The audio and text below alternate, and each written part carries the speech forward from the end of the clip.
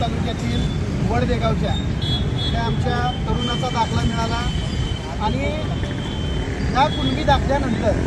त्याचं आयुष्य एका क्षणात सगळं बदलून गेलं।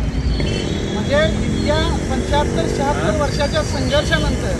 त्यांचं पुरावा असताना सुद्धा त्या अशा प्रकारचं त्या ठिकाणी सतत अवहेलना खऱ्या अर्थाने ही होत होती आणि ह्याला वाचा फोडण्याचं काम मनोज जरांगे पाटील यांच्या आंदोलनानं केलंय। ही सगळी माणसं वडदेगावची, मोहोळ तालुक्यातली, सोलापूर जिल्ह्यातली आणि मनोज जरांगे पाटलांच्या नेतृत्वाखाली सगळ्या महाराष्ट्रभर लढणारी माणसं ही एक जीवानं लढली आणि ह्या एक जीवानं लढल्याचा परिणाम म्हणजे आमच्या मोहोळ तालुक्यामध्ये वडदेगावमधल्या ह्या आमच्या तरुणाचा दाखला निघाला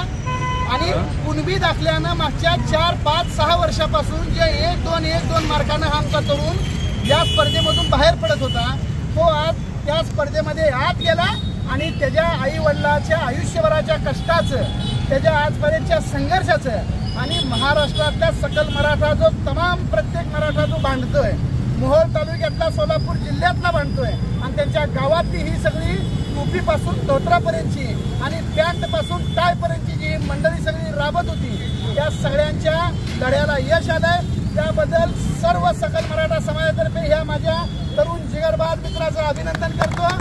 आणि अशाच प्रकारचे संघर्ष करत राहू,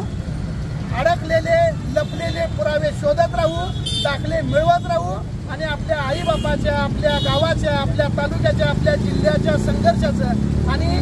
या